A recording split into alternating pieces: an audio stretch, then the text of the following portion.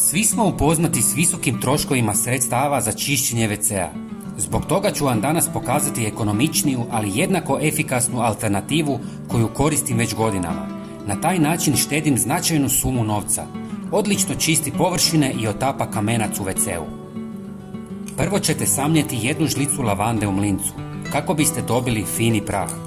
Sigurno se pitate pa kakve veze ima lavanda sa čišćenjem i zašto bi ju usitnjavali. Usitnjena lavanda ima puno jače djelovanje i brže ispusti svoje sastojke u vodi, a koristi se za čišćenje jer ublažava neugodne mirise i ostavlja tanki sloj na površini koji tjera insekte iz vašeg prostora. Pomiješajte usitnjenu lavandu sa samo 100 ml vruće vode, kako biste dobili jaki koncentrat.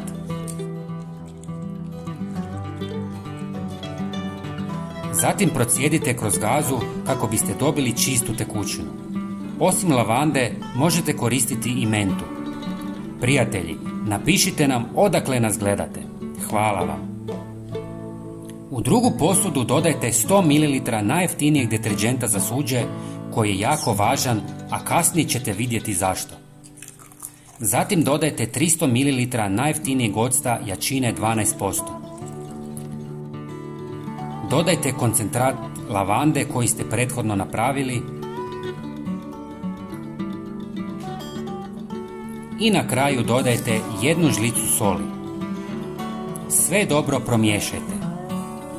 U borbi protiv nečistoće i kamenca sol i ocat čine iznimno učinkovitu kombinaciju. Sol mehanički razgrađuje tvrdokorni kamenac svojom abrazivnom prirodom, dok kiselost octa otapa mineralne naslage. Ova sinergija omogućava čišćenje bez upotrebe agresivnih kemikalija, pružajući prirodnu alternativu. Osim toga, lavanda dodatno osvježava prostor svojim ugodnim mirisom i odbija sve insekte. Osim što razbija masnoće, deterđent zgušnjava ovu smjesu, što je jako važno kako bi se što duže zadržala na površini i grizla kamenac.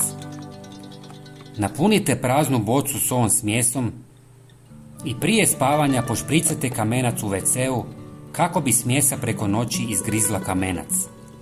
Ali to nije sve. Osim WC-a možete čistiti i umivaonik, kupaonu, kuhinju ili pod, ali prije toga samo razrijedite smjesu sa vodom i napunite sprej.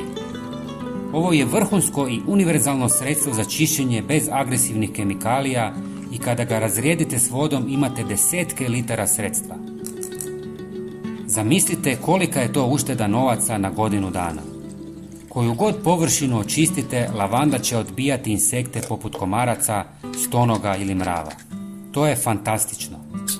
Dragi prijatelji, pogledajte i naš sljedeći video koji se nalazi na ekranu. Hvala vam puno. Pozdrav!